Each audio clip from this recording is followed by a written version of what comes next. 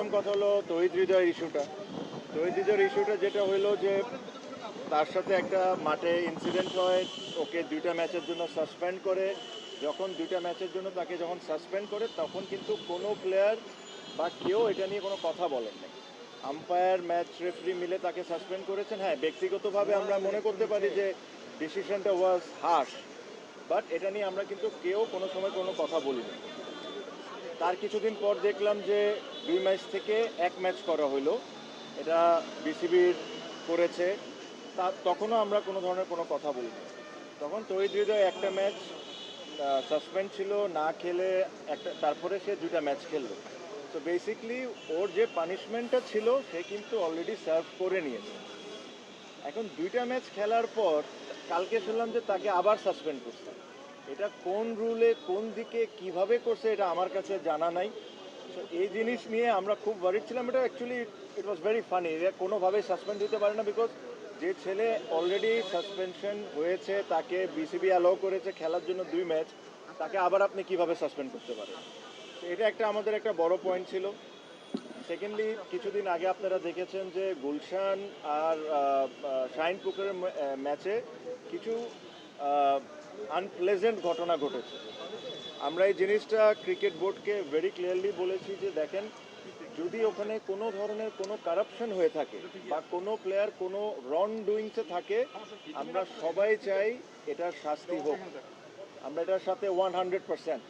But তার মানে এটা না আর কাউকে এটার কোনো অধিকার নাই আপনি ওই 2টা ছেলেকে নিয়ে যায় মিডিয়ার সামনে তাকে দিয়ে অ্যাক্টিং করাবেন। এটা ওয়ার্ল্ডে কোনো অ্যান্টি কারাপশন বা কোনো জায়গায় এই নিয়ম নাই। আপনি ওই 2টা ছেলেকে বেজ্জত করবেন মিডিয়ার সামনে, সেম জিনিসটা অ্যাক্টিং করেন। So these are an insult towards cricketers. এই জিনিস নিয়ে আমরা এক ফোটাও হ্যাপি ছিলাম না। সেম জিনিস বিপিএলেও একটা ঘটনা ঘটেছে, 10 জনের নাম লিক হয়েছে বিসিবির ভিতর থেকে, 10 জনের ছবি দিছে বিভিন্ন মিডিয়াতে। এগেইন, ওখান থেকে কেউ যদি দোষী হয়, আমরা সব ক্রিকেটাররা চাই তার পানিশমেন্ট হোক, তার যতটুকু শাস্তি দেওয়া সম্ভব দেওয়া হোক। হোয়াট ইফ ওখান থেকে 2 জন নির্দোষ বা 8 জন নির্দোষ, এভাবে করে নামগুলা লিক করে দেওয়া publicly, it is again insult towards cricketers.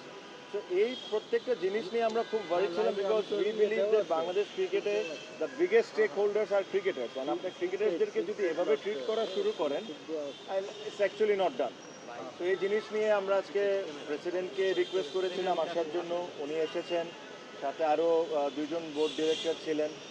আমরা লম্বা চড়া ডিসকাশন করেছি, আমাদের পয়েন্টগুলো আমরা ওনাদেরকে বলেছি যে এই পয়েন্টগুলো নিয়ে আমরা আপসেট। হৃদয়ের কেসটা বলেছি যে আমাদের কাছে কোনো সেন্সই মেক করে না। হ্যাঁ, প্রথম 2 ম্যাচ যদি সাসপেন্ড হয়ে যেত ফাইন, বাট 2 ম্যাচ সাসপেন্ড করে 1 ম্যাচ করে আবার 2 ম্যাচ খেলতে দিয়ে আবার 1 ম্যাচ সাসপেন্ড করা, এটা একটা আসলে মানে হাস্যকর ব্যাপার হয়ে যাচ্ছে। তো এই জিনিসগুলো নিয়ে আমরা তাদেরকে বলেছি যে আপনারা দ্রুত ডিসিশন নেন আর আমাদেরকে জানান, যেহেতু কালকে খেলা। আই এম শিওর ওনারা একটা সময়, আমার মনে হয় খুবই দ্রুত একটা ডিসিশন দিয়ে দিবেন, আপনারা সবাই হয়তো বা জানতে পারবেন, আমরাও জানতে পারবো। তো বেসিকলি এইসব জিনিস নিয়ে ছিল, এর চেয়ে বেশি কোনো কিছু না। সব ক্রিকেটাররা এক হয়েছে বিকজ অনেক লাস্ট 2-3 মাসে ইনসিডেন্টগুলো সবাইকে বদল করছিল। সো এই কথাগুলোই বেসিকলি হচ্ছে, এর চেয়ে বেশি কোনো কিছু না। মোহামেডান থেকে প্রেশার দিয়ে খেলানো হয়েছে কি হয় নাই এই কথাটা ইম্পর্টেন্ট। তাকে কি বিসিবি খেলতে অ্যালাউ করেছিল? বিসিবি অ্যালাউ, তার মানে he has serve his punishment. তো যে ছেলে একবার তার পানিশমেন্ট সার্ভ করে নেয়, 2টা ম্যাচ খেলার পর ওকে আপনি একই কেসের জন্য আবার কেমনে পানিশমেন্ট দিতে পারেন? তো এটা নিয়ে আমাদের ডিবেট হয়েছে, ওনাদেরকে আমরা সুন্দর করে এক্সপ্লেন করেছি যে আমরা কি ফিল করি। তারপরে ওনারা ওনাদের মতো সিদ্ধান্ত দেবেন। এটা হলো তহিদ হৃদয় ওয়াজ ওয়ান পার্ট। আদার 2টা পার্ট আমি আই হোপ আপনাদেরকে খুব ভালোভাবে এক্সপ্লেন করছি। কেউ যদি কারাপ্ট থাকে, কেউ যদি কারাপশনের সাথে জড়িত থাকে, আমরা সবাই চাই তার শাস্তি হোক, but there is always a way. আপনি তাদেরকে পাবলিকলি হিউমিলেট করতে পারেন, that is not right. Thank you.